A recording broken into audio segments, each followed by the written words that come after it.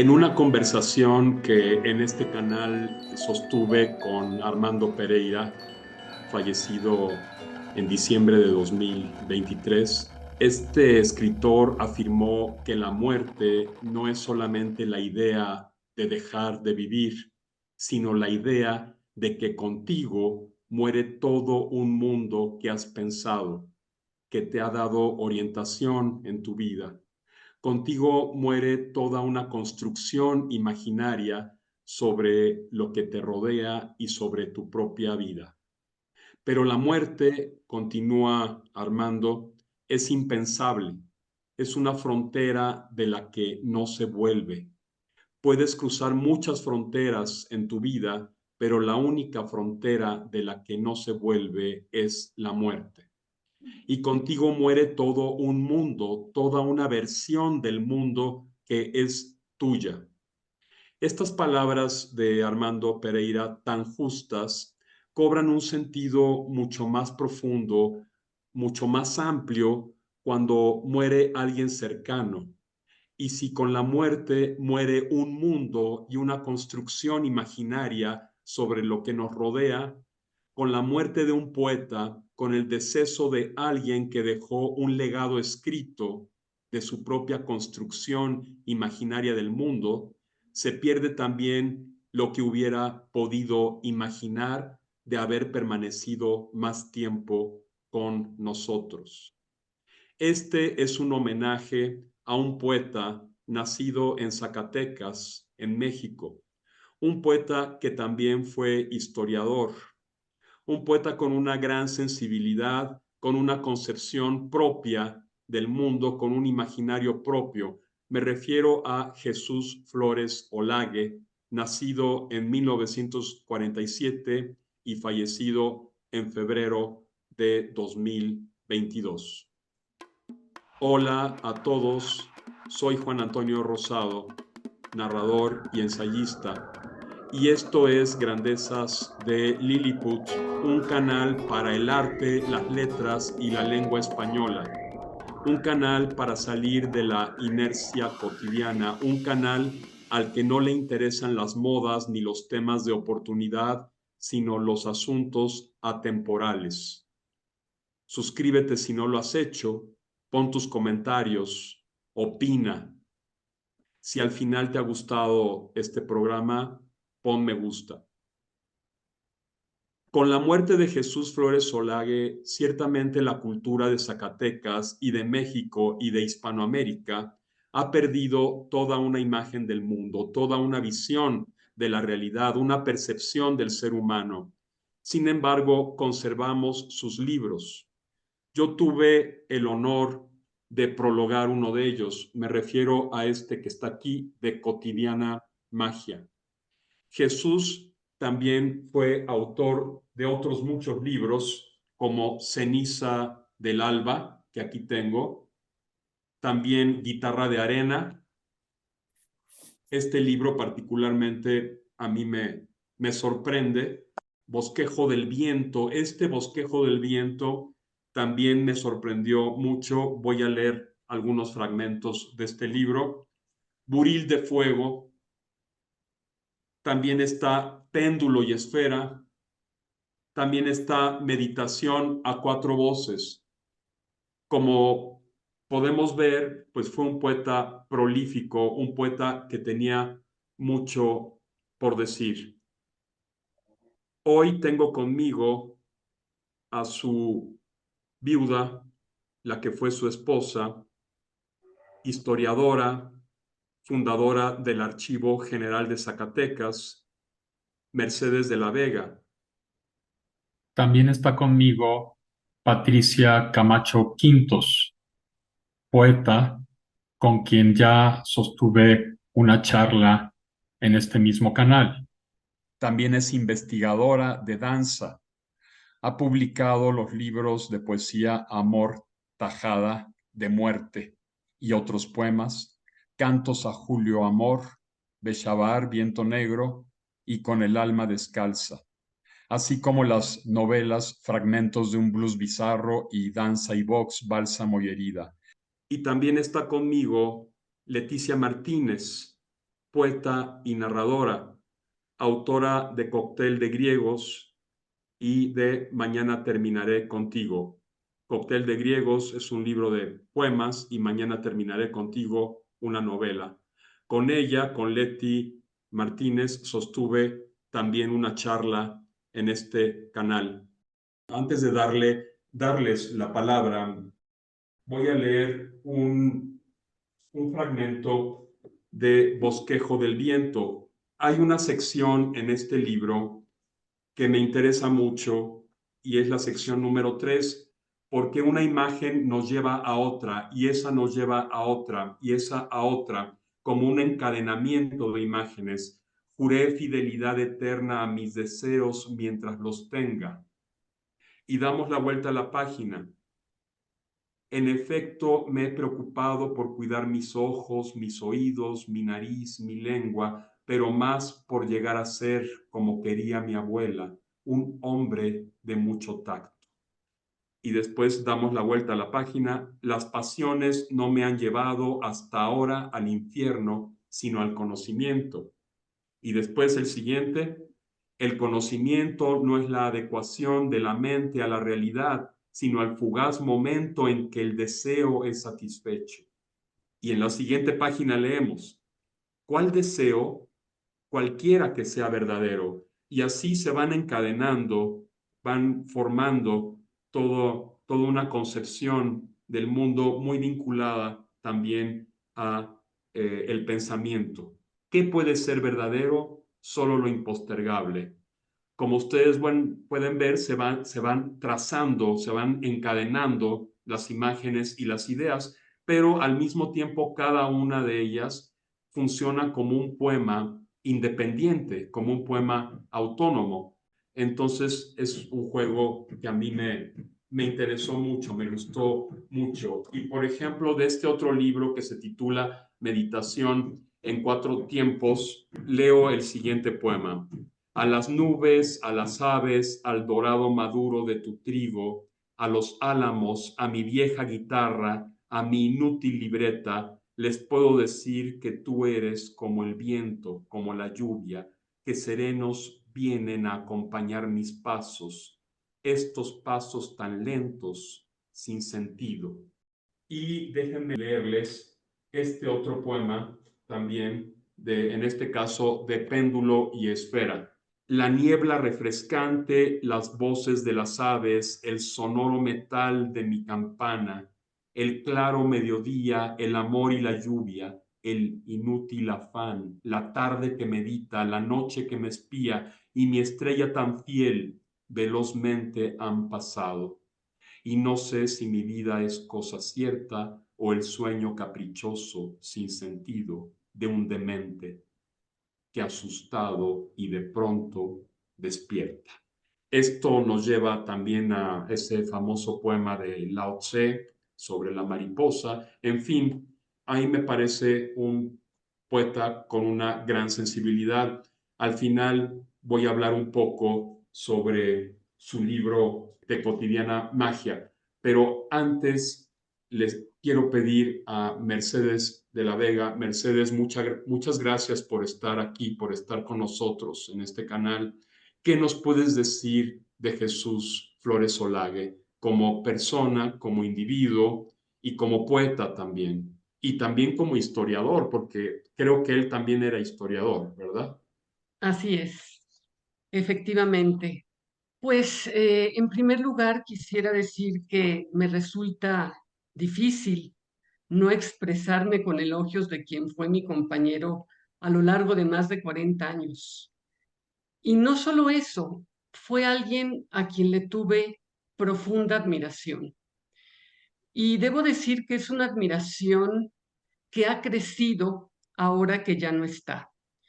Cuando repaso su vida, cuando analizo su personalidad, cuando pienso en la forma en que encaró su entorno y desde luego también cuando leo su obra poética. Eh, Creo que fue una relación que se cifró en la admiración a él, a su personalidad, a su forma de ser. Creo que lo podríamos definir como un humanista, esencialmente como un humanista. Y tuvo muchas máscaras.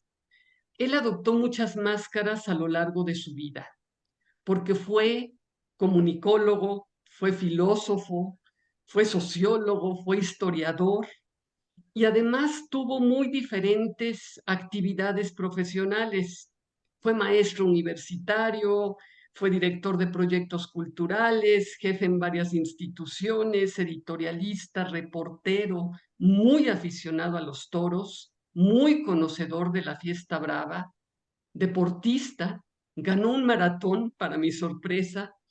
Se decía a sí mismo que era monero taurino, como así se llamaba a sí mismo, porque nunca se consideró un artista plástico, pero le gustaba mucho pintar y dibujar. Esta casa está llena de sus dibujos, de sus óleos, de algunas acuarelas. Y en este sentido, dice un gran amigo suyo que se dedicó a poetizar lienzos y a pintar versos. Y es cierto, creo que es una forma muy precisa de definirlo. Y don Roberto Cabral del Hoyo, de quien tuvimos el privilegio de contar con su amistad, poeta zacatecano, decía de Jesús que teniendo cualidades para todo, se había dedicado a ser poeta. Y es cierto, fue un hombre muy talentoso, muy talentoso. Yo misma decía, bueno, ¿por qué no emprende otros proyectos culturales? ¿Por qué no se dedica a esto? ¿Por qué no se dedica a aquello? Porque finalmente los últimos años de su vida los dedicó exclusivamente a la poesía. Eh, Creo que fue un hombre con una personalidad muy rica, polifacético por todo esto que he dicho. Era un hombre también soberbio en muchos sentidos, pero era un soberbio sencillo. Era un soberbio, digamos, del conocimiento quizá, pero al mismo tiempo era un hombre extraordinariamente bueno. Yo así lo podría definir, como un hombre bueno, preocupado siempre por el prójimo, aunque no lo expresara, porque era un hombre muy reservado y eh, le gustaba dialogar, sí, pero era muy selectivo en términos de con quién decidía dialogar. Y al mismo tiempo, sus diálogos eran sofisticados, pero esto no quiere decir que no tuviera un enorme sentido del humor y una gran propensión a la risa. Le gustaba reír, así como era de serio, al mismo tiempo era propenso a la risa. Yo creo que lo que animó su vida fue la búsqueda de la verdad y de la belleza. Eh, por eso era un hombre que estudiaba mucho, era un hombre que se dedicaba a estudiar historia, a estudiar filosofía, a estudiar cuanto tema pudiera enriquecer su espíritu. Y la belleza siempre la buscó a través de la palabra poética. Creo que esos fueron los dos grandes motivos por los cuales él le daba sentido a su existencia. Algo que también me gustaría destacar aquí es que tenía una memoria deslumbrante. A mí me asustaba su memoria. Me asustaba porque se acordaba de los más mínimos detalles que habían ocurrido hace muchísimo tiempo. Y eso seguramente influyó en su poesía, porque quien se acerque a su poesía se dará cuenta de que siempre está presente la memoria individual y también la memoria colectiva, la memoria de Zacatecas y la memoria de México, la memoria de Europa, pero también de China o de Turquía o de la India, En su obra poética hay muchas referencias a diversos lugares que lo nutrieron a través de los viajes. Nos encantaba viajar, tuvimos esa gran oportunidad y entonces él relacionaba mucho la historia de un lugar con la historia de México o con la historia, en fin, le establecía distintas relaciones entre las historias de distintos países. Creo que esta capacidad de estudio, de análisis que siempre tuvo, hicieron de él un hombre particularmente lúcido, con una capacidad crítica que a mí siempre me sorprendía y que me permitía mantenerme en diálogo permanente con él, porque cada diálogo con él era recibir una cascada de conocimientos. Este conocimiento también que tenía del mundo, de su realidad, de México, de Zacatecas, etcétera, lo hacía muy consciente de los tropiezos terribles que ha tenido la humanidad. Y eso lo refleja en su obra. Es muy crítico de la historia humana. Sin embargo, creo que nunca perdió la esperanza en un mundo mejor. Y esto también se refleja en su poesía. Está presente el desencanto, pero al mismo tiempo está presente el entusiasmo. Está presente el desgarramiento y al mismo tiempo está presente una esperanza en un mundo mejor, en una humanidad más justa. Otra cosa que me gustaría destacar de él, porque la mujer aparece en toda su poesía, es lo siguiente. Por ahí menciona en un poema, hace referencia a una selecta lista de mujeres. Una selecta lista de mujeres que fueron sus musas. Mujeres que prácticamente las conocía todas, mujeres inteligentes, mujeres sensibles, mujeres sólidas y valiosas, y por si fuera poco, mujeres bellas. Eso es muy bello, porque está presente en su poesía el amor a una mujer, pero también está presente el amor a la mujer. Esto lo dice Cecilia Urbina en un prólogo. Y es así como a lo largo de todos sus libros está presente el amor a una mujer en particular, pero siempre también está presente la mujer. Y también el amor al amor en sí mismo. En fin, creo que aquí podría detenerme y después podría añadir algunos otros temas sobre su personalidad. Gracias, Mercedes. Antes de darle la palabra a Leti, voy a leer un poema de Guitarra de Arena y otro de Ceniza del Alba. Este dice así: la ola viene humilde a esconderse debajo de la arena. La palabra traslada mis fantasmas al papel, sombras apenas. Voy diciendo tu nombre y solo musgo y polvo son el eco de sílabas ya ajenas. Este es de Guitarra de Arena. De Ceniza del Alba. Atado como estoy a la incredulidad más cierta, voy recorriendo las callejas, los jardines y las plazas de esta ciudad para mí tan llena de fantasmas, tan conocidos, tan semejantes, en busca de sus voces agitadas que en vano me murmuran acerca de sus espejos rotos, de sus desprendidas para siempre alas, de sus irrepetibles danzas, del hilo de plata de sus vidas cortado sin ninguna misericordia, de su prisión sudario. Es muy curioso cómo en estos dos poemas, Mercedes, que leí de Ceniza del Alba y de Guitarra de Arena, aparezcan los fantasmas, porque hablabas de la memoria, pero también están los fantasmas, ¿verdad? Sí. ¿Qué nos puedes decir de eso?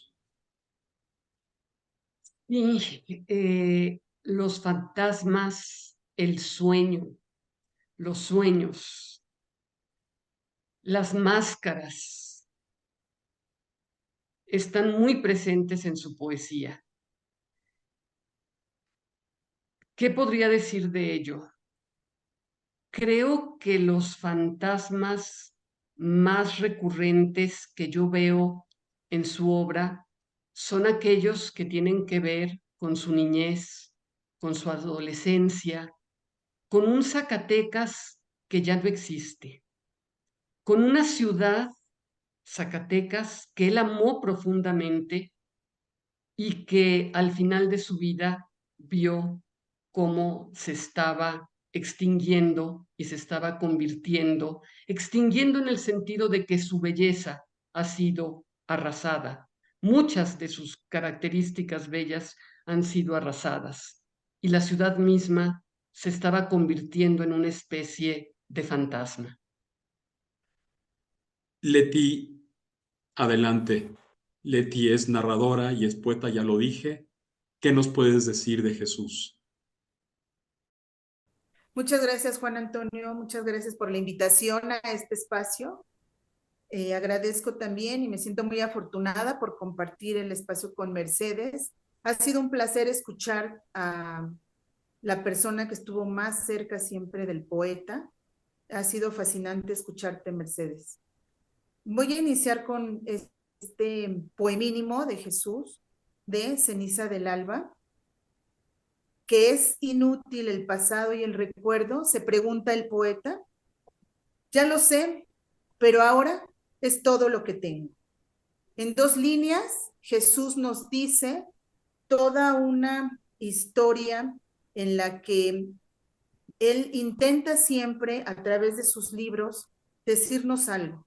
Siempre hay una crítica, siempre hay una memoria, siempre hay imágenes y recorridos a través de lo que él vivió, pero también de reflexiones filosóficas. En algunos momentos podemos observar en su obra poemínimos como este, pero también poesía mucho más elaborada, no por ello más o menos importante, pero encontramos en algunos de sus poemas sonetos, así como también podemos encontrar verso libre. Recorrer la obra de Jesús Flores Olague es encontrar historia, es encontrar el recorrido hacia diferentes países, es encontrar la parte humana de Jesús Flores Olague, porque efectivamente, como lo mencionó Mercedes, Jesús fue un humanista antes que cualquier otra cosa y una persona erudita, que cuando nosotros lo tratábamos era la persona más sencilla en el primer momento y sobre la marcha íbamos descubriendo todo el conocimiento que se podía encontrar en la palabra oral y en la palabra escrita. Tuve la fortuna de prologar uno de sus libros, es una publicación póstuma, y una parte del prólogo al que hago referencia es en el libro, el poemario póstumo Breve Relámpago, y dice más o menos así: escribo desde el asombro y la congoja. Sin embargo, tengo la convicción de que estas líneas, de algún modo, no sé con exactitud cuál, llegarán a ti. Los poetas tienen esa extraña forma de alejarse sin previo aviso y al mismo tiempo de permanecer tan cerca de sus lectores. Un día tú hiciste lo mismo que todos ellos, te fuiste sin más, y aquí nos quedamos por fortuna con tu obra entre las manos. Leer tu poesía es avanzar lentamente hacia la certeza de que la lectura nos puede salvar de tantas situaciones absurdas, de tantas maneras de sufrir, de instantes en que la estulticia del ser humano nos conduce a la nada, de instantes en que ese momento, en efecto, nos puede salvar. Unos escriben, otros leen, y escribimos y leemos, y a veces ni lo uno ni lo otro. Tú, Jesús, pudiste con ambas tareas. Pretendo seguir con la escritura, pero no logro avanzar. Y es que no lograr avanzar conforme fui leyendo el poemario de Breve Relámpago, fue sentir, fue vivir el recorrido de la escritura de una persona que nos iba explicando los momentos por los que él estaba atravesando en ese momento. Y percibir y recorrer esas líneas de una narrativa muy fina resultó de pronto que uno ya se sentía inmerso en ese espacio que él nos describe, un espacio de hospital en donde había camillas, sueros, medicinas, enfermos. Una historia fascinante, llena de oxímoros perfectos, de minificciones de repente de una línea, etc. Y no quisiera seguir más con la descripción del poemario porque de verdad es una invitación a que quienes nos escuchan en este espacio se acerquen a la obra de Jesús Flores Solari. Gracias, Leti. Voy a leer un poema de Buril de Fuego y después continuamos con la charla. Vuelvo a escuchar tu voz que afanosa discurre sobre todos los temas, mientras mi alma subraya tu presencia con un silencio que guarda los secretos, los problemas y la serena rama de un otoño que se embriagó de excesos. Ahí me parecen maravillosas las imágenes impactantes a veces, llenas de efectos sensoriales, con una gran concisión, con una capacidad de síntesis. Por ejemplo, en este mismo libro, Buril de Fuego, tenemos unas especies de haikus de 3 versos, o sea, poemas muy breves. Lavo mi piel, el vespertino sol, la tarde grava. O este otro, sombra de niebla, en la tarde sencilla, compasa el viento. Imágenes, bombardeo de imágenes, cada una evidentemente podría analizarse desde muchos puntos de vista, porque la ventaja del lenguaje poético es que es susceptible de ser también polisémico, de adquirir una gran cantidad de significados. Mercedes, ¿cómo conociste a Jesús? Yo supongo que tuvo que ver algo la profesión de historiadores. No fue así. Ambos estudiábamos en ese entonces filosofía, yo la licenciatura y él la maestría, y coincidimos en un curso en la universidad. Ahí nos conocimos. Y eso fue un año 76, 1976, y para 1980 ya vivíamos como pareja. Así fue como nos conocimos. Leti, ¿tú cómo conociste a Jesús?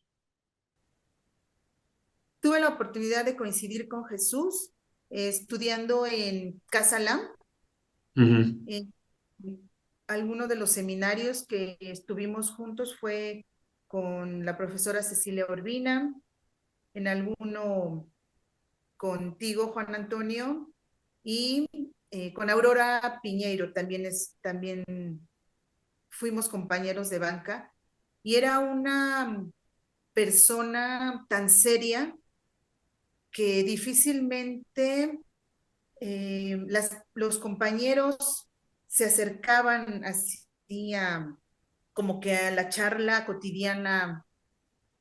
Era muy difícil, pero cuando te acercabas a él, cuando él tenía algún contacto con cualquiera de nosotros, era algo fascinante, realmente esa seriedad se terminaba, era una persona muy inteligente en sus pláticas, hablar con él era encontrar erudición y era una persona que siempre muy fraterna, muy cercana, cuando ya lograbas tener ese acercamiento con él.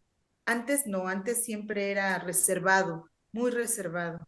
Y bueno, tuve la fortuna de tener ese acercamiento y encontrar esa inteligencia de poeta, como filósofo, como historiador.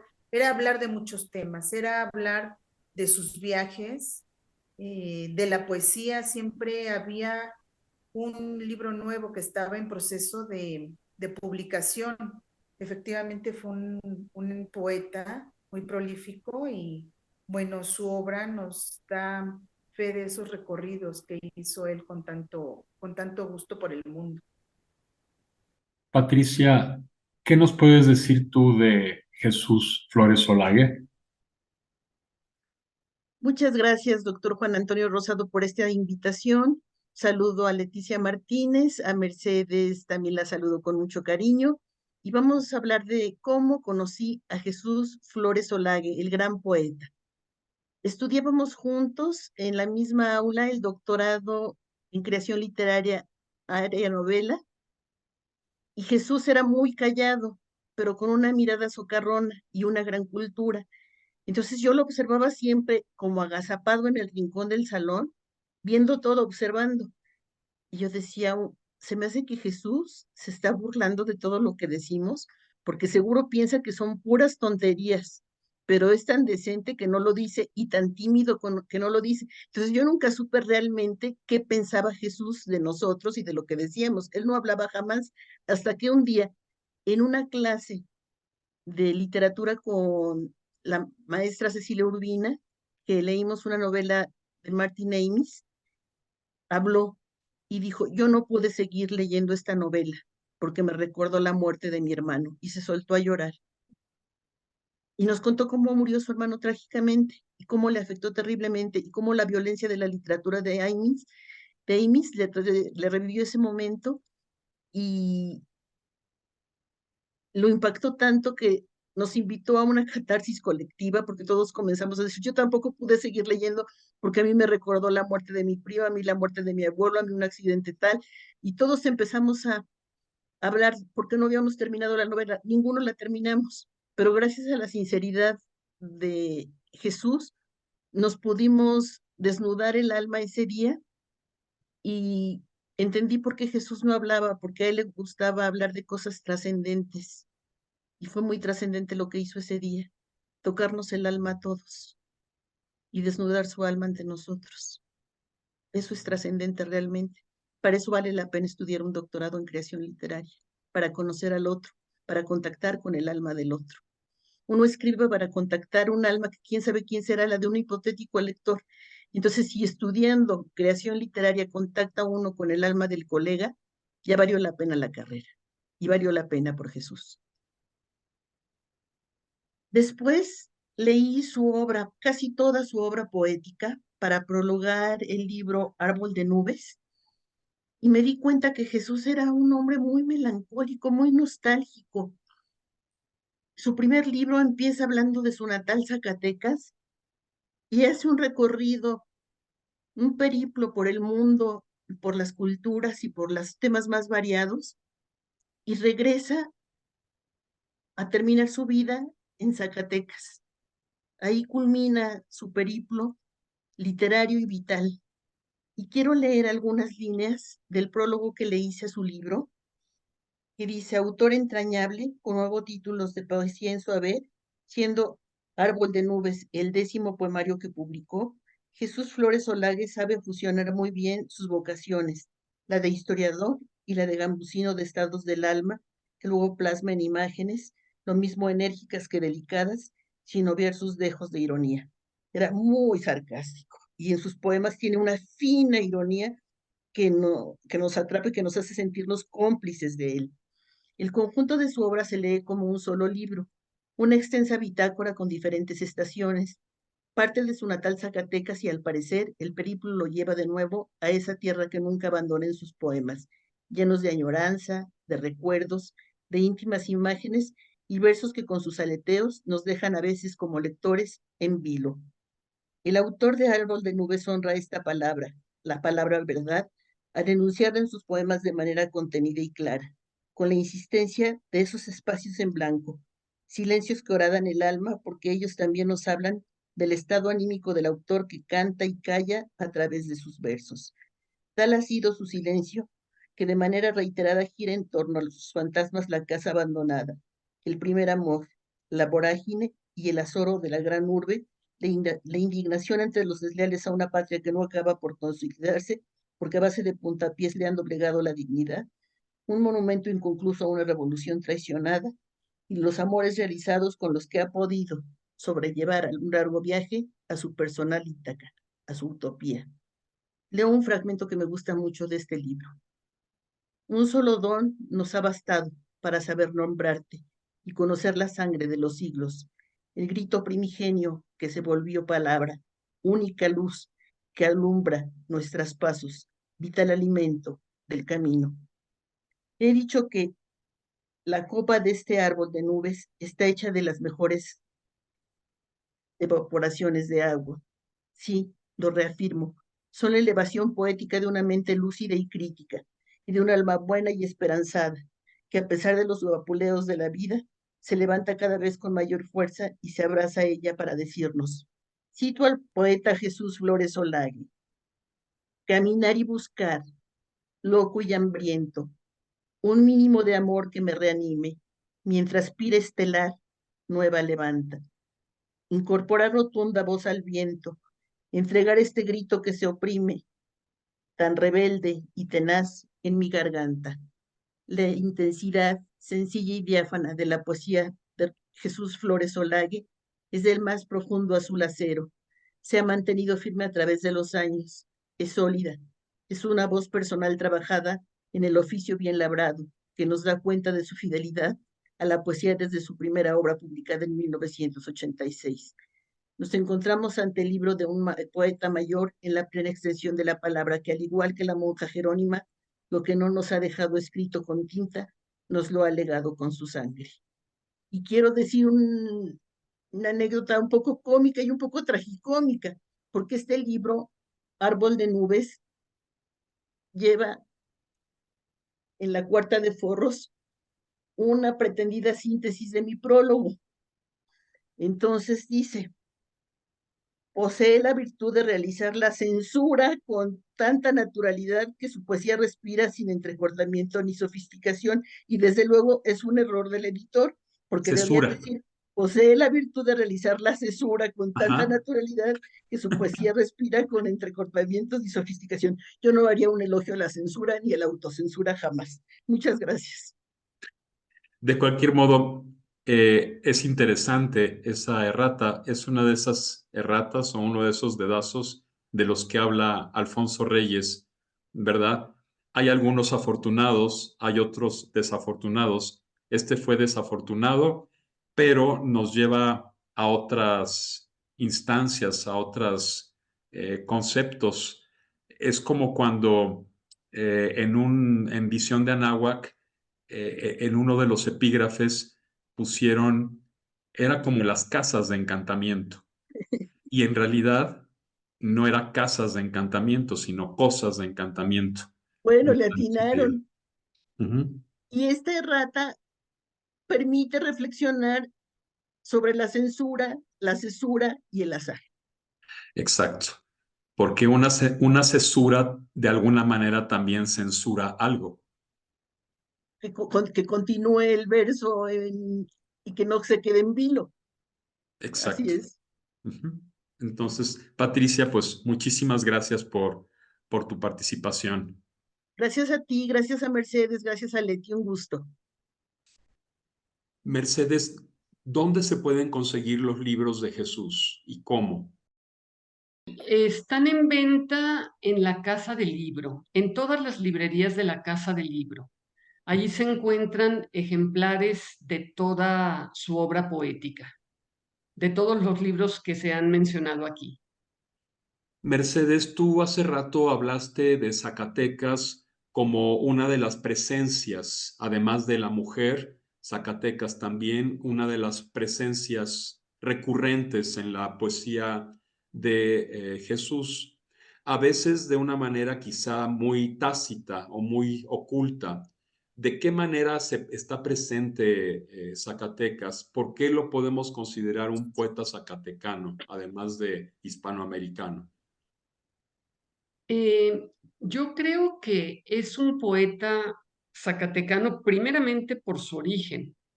porque es zacatecano, porque nació aquí en Zacatecas, pero también porque fue un profundo conocedor de la historia de Zacatecas, en particular de la historia prehispánica de Zacatecas. De hecho, su tesis de doctorado está dedicada a la cultura de Tuitlán, así la bautizó él a partir de las fuentes históricas, que es la cultura mesoamericana que se desarrolla en lo que actualmente es el territorio de Zacatecas y de Jalisco.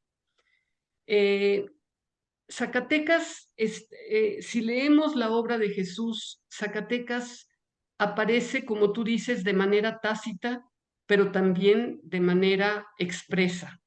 Hay referencias puntuales a la ciudad, a lugares, no solo de la ciudad de Zacatecas, sino también a otros espacios, a otras zonas, a regiones de aquí del estado. Es un estado muy grande. Eh, Él tenía un amor muy especial por su tierra. A mí me llamaba mucho la atención que viviendo en la Ciudad de México, frecuentemente soñara a Zacatecas, con mucha frecuencia. Y además, el apego, el amor a su familia, también le hacía tener ese contacto permanente con Zacatecas. Creo que su familia es una familia prototípica de Zacatecas, en términos de sus creencias, en términos de sus costumbres, en términos también del amor que le tienen a su tierra. Él le tuvo una muy profunda admiración a su padre. Su padre está presente en muchos poemas y su padre era un zacatecano nato. Entonces, creo que era un zacatecano que sin vivir la mayor parte de su vida en Zacatecas, vivía en Zacatecas. Y esas vivencias que él tenía a través de la imaginación o de los sueños o del conocimiento de la historia de Zacatecas se traslucían en su obra. Gracias, Mercedes. Leti, ¿cómo definirías la poesía de Jesús en términos generales? Yo creo que es una poesía erudita, una poesía del conocimiento del mundo, una poesía filosófica. Y es que en su obra pasa también algo muy curioso. Cuando tú lees por separado sus libros, encuentras todos estos elementos. Y literariamente hablando en cuanto a recursos, encuentras también que tienen una secuencia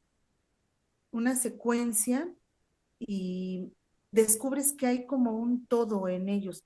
Y al interior de cada uno de los libros pasa lo mismo. Siempre encuentras temas eruditos, temas del conocimiento, temas de la filosofía. Y entonces yo creo que es una poesía erudita la de Jesús. Esta secuencia que tienen, este hilo conductor, yo creo que es el conocimiento. Son poemínimos en algunas ocasiones, son greguerías en otras ocasiones, son sonetos, es verso libre, es toda una serie de conocimiento literario, histórico, filosófico. Es una poesía erudita la de Jesús.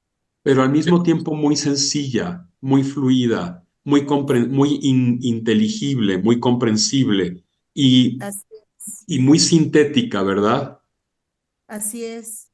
Sí, hay como la greguería lo es, hay veces que en 2 o 3 líneas te dice un tema completo de la vida y hay ocasiones en que con un haiku te está explicando un gran tema universal como puede ser el amor, ¿no? Como puede ser la tristeza, la alegría, esta idolatría de la que hablaba Mercedes hacia la mujer también se ve reflejada, ¿no? Entonces, es una poesía efectivamente, y eso es lo mágico que tiene Jesús como poeta, que además de esta erudición, es también una poesía bastante cercana y bastante sencilla de entender, ¿no? No es difícil acercarte a la poesía de Jesús. Muy bien. Pues para concluir, me voy a permitir leer el breve prólogo que escribí de sobre este libro de Cotidiana Magia. Solemos concebir la magia como la irrupción en la realidad de un hecho que atenta contra las leyes físicas. Es verdad, puede haber magia cotidiana, pero lo inaudito es que toda magia lo sea, a no ser que percibamos la propia cotidianeidad como magia. Esto ocurre en el enunciado Cotidiana Magia de Jesús Flores Olague. La colocación del adjetivo implica que toda magia es cotidiana, o que esa vida diaria, la ubicuidad misma, pese a que no podamos abarcarla, es mágica.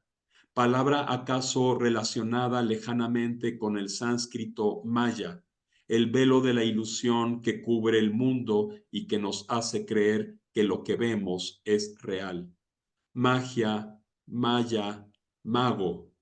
Solo el poeta mago hace aparecer lo cotidiano, revelando la magia que, irónica, subyace como un milagro posible. El poema puerta con que Jesús Flores Olague nos invita a pasar al cúmulo de imágenes y situaciones que diáfanas se desplegarán en muchas de sus facetas, propone un día concreto y unas pinceladas claras, pero solo la memoria cohesiona ese día y esas pinceladas. Lo demás es movimiento, tiempo. Tal vez por ello la sustancia temporal sea el eje temático de este poemario. Un tiempo preciso y ambiguo, un indeterminado lunes 16 de abril que necesariamente dejará de ser. El artículo indefinido denota que puede ser cualquiera y que eso en realidad carece de importancia. El tiempo pasa y se repite, es lineal y cíclico, consume y revive cada día el deseo de seguir, de buscar, aunque se encuentre el vacío o el silencio, el horror, la soledad o el alejamiento. Cito: alargaste las horas que seguían tu presencia. Renegar del presente, de la realidad, del momento actual para refugiarse en las miradas del otro, en la magia de tu cuerpo, no es una simple actitud de escape o de evasión, tampoco un trasnochado tema romántico. Es la necesidad de cualquier yo que se sabe vivo y desea, aunque tan solo por horas y horas, vivir en el otro, para el otro, o mejor aún, vivir el otro. Nuevamente, el tiempo aparece como fuerza interior, pero asimismo se revela implacable productor de ruinas que borran todo, incluso la sed del desierto. El yo desértico, no obstante, resucita al atardecer, justo en el crepúsculo, durante la muerte del día. Cito el siguiente poema de Jesús. Pero vuelvo a vibrar cuando tu nombre viene, casi siempre en la tarde, cuando el sol se retira, pronunciado con su dicción perfecta por el viento. Fin de cita. Naturaleza y mujer forman la belleza que pone en marcha una sutil narración, o por lo menos un eje temporal que va construyendo el relato erótico amoroso más allá del eje espacial que implica cualquier descripción lírica. ¿Por qué? Porque el movimiento no solo es exterior, en las presencias naturales que forjan los escenarios, sino también interior. El yo lírico es a la vez protagonista y observador, y a veces observa la mutilación de los cuerpos, la fragmentación de una realidad violentada, el desecho, la orfandad callejera, y protesta contra esa cárcel. El poemario de Flores Olague es unidad y diversidad. Ataca las palabras desde un tono coloquial y un espacio objetivo. La mesa del café, el difuminado reflejo de calles y lugares, la escuela o la azotea. Hasta la visión intimista o introspectiva en que prevalece la atmósfera y el impulso vitales, ese tan mentado vitalismo que mueve la maquinaria interior y desata recuerdos, presencias, imágenes, a veces con los contornos poco claros, en tanto que al ser evocadas adquieren una nitidez distinta, donde sin embargo se conserva el vaho del pasado. Por ello el tiempo, como ya lo dije, sea tal vez el tema principal de esta colección de versos. De repente se habla del momento como el momento del grito, pero tal grito no es sino un llamado al retorno, al resguardo de lo que fue, del mito inicial, del instante pasado que se actualiza una y otra vez por obra y gracia de la memoria, la única entre todas nuestras características que cohesiona nuestro yo dándole cierta unidad en el tiempo. Esta es la razón por la que siempre somos los mismos, a pesar de que seamos paradójicamente siempre distintos. ¿Seremos finalmente un recuerdo más? Solo si nuestra imagen subyace tras las palabras. El poeta ilusionista, el poeta mago, encuentra en ella un vehículo para representarse y vivir así en ellas, pero también hacer vivir el contingente y azaroso mundo, incluso cuando se desea dejar atrás a la estrella opaca o cuando se evoca la fragmentación de los cuerpos o la sangre seca o el horror o la posguerra. Todo lo muerto, lo inerte, puede cobrar dinamismo y emerger con la memoria en la palabra. Es verdad también que no puede irse a ningún lado sin sandalias ni deseos, pero la escritura deseante se refugia en sí misma y a través de la memoria vuelve una y otra vez, a pesar del horror, de la pérdida, lo que la vida arranca con labios y garfios, la historia inmediata que también será la futura y la geografía suave y a la vez procaz y disminuida para el ser humano. También el amor, con toda su complejidad, es envuelto por la clara sencillez de la palabra. El poeta guatemalteco Miguel Ángel Asturias afirma que la poesía, magia de los dioses, según los mayas y nahuatles, era el arte de endiosar las cosas. El poeta, para Miguel Ángel Asturias, endiosa las cosas que dice. He ahí la magia cotidiana que solo la poesía es capaz de sacralizar al percibirla y representarla. En un texto ya clásico, el formalista ruso Víktor Shklovsky se refería a la desautomatización que solo el arte puede provocar. Siguiendo a este crítico ruso, Elena Beristain habla del impacto psíquico, del extrañamiento, de la impresión artística.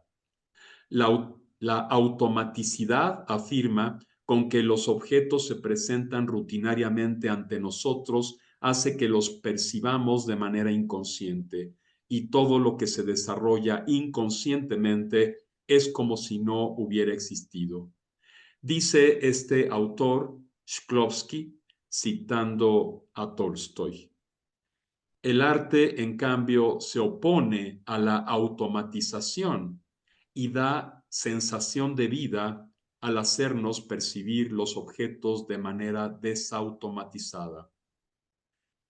De tal modo, cualquier elemento cotidiano es captado con magia, como si se captara por primera vez, como si se produjera un primer encuentro. No es otro el trasfondo de la cotidiana magia percibida por la mirada poética de Jesús Flores Olague en este libro.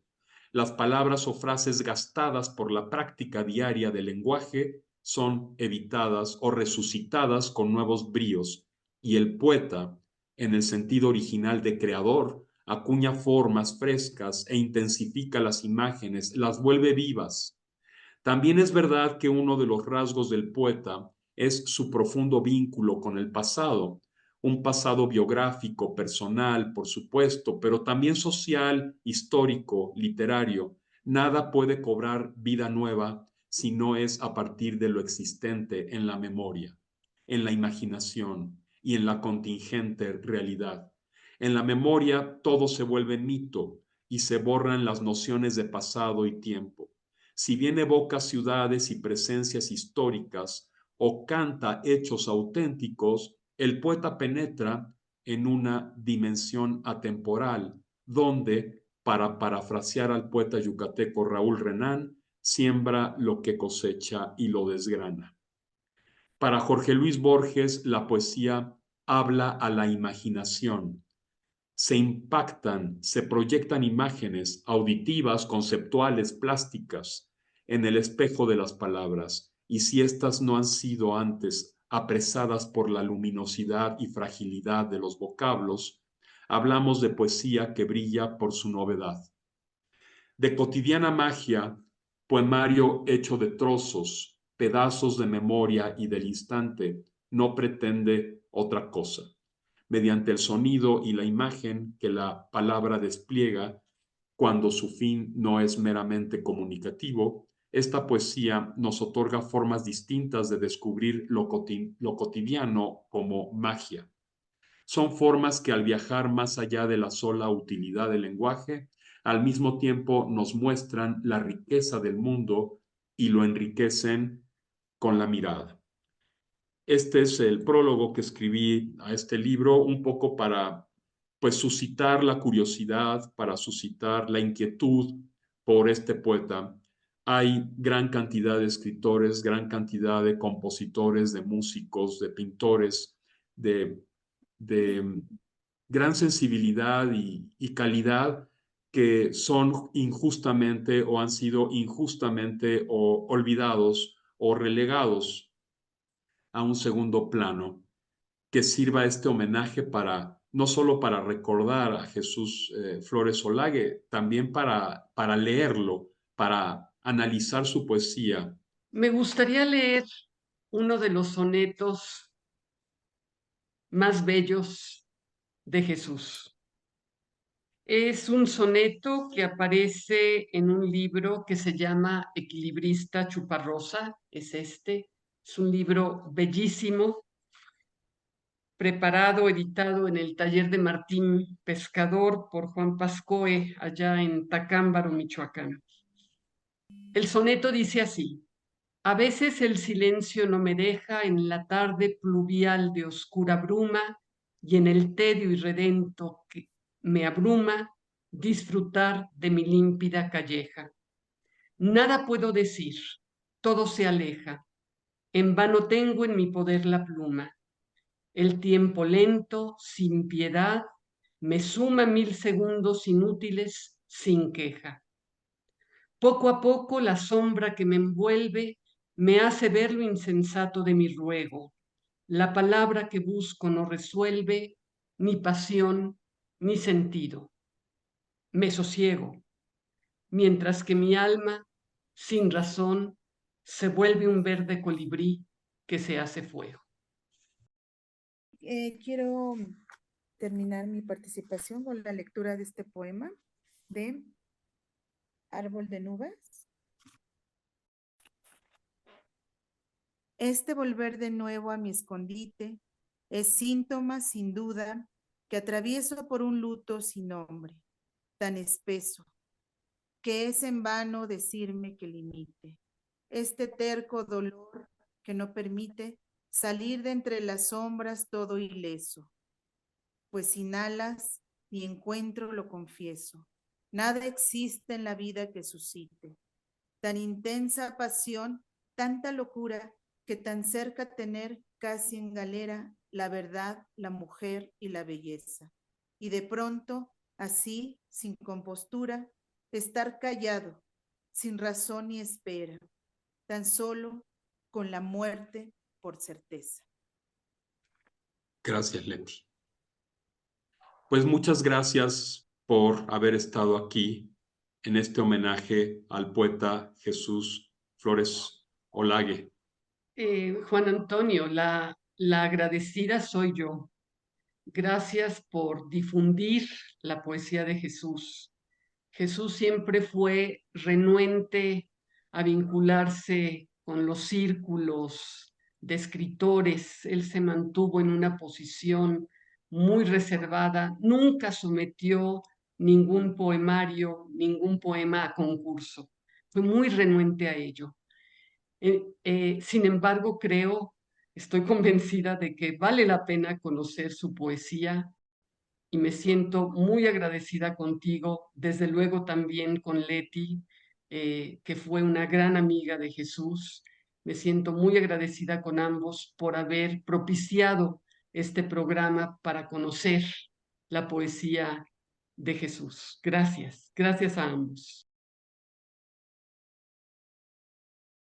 Qué bueno que mencionas esto de que a Jesús no le atraían las camarillas, ni los grupitos, ni todas esas instancias, porque luego se suscitan también mafias, se suscitan grupos cerrados, y Jesús era un poeta, fue un poeta autónomo, un poeta independiente, un poeta de verdad que hacía lo que hacía porque le gustaba, porque le agradaba, porque lo sentía verdaderamente. Muchas gracias por la invitación. Ha sido un placer acompañarlos y estar en esta charla sobre Jesús. Efectivamente fue una persona a la que quise mucho y una persona grandiosa, un gran poeta. Y muchas gracias a ustedes por mirarnos, por escucharnos. Lean la poesía de Jesús Flores Olague, no se arrepentirán. Obviamente, esto está dirigido a quienes les gusta la poesía, uno de los más grandes artes de la palabra. Y si no se han suscrito al canal, suscríbanse y pongan sus comentarios, opinen, y hasta la próxima.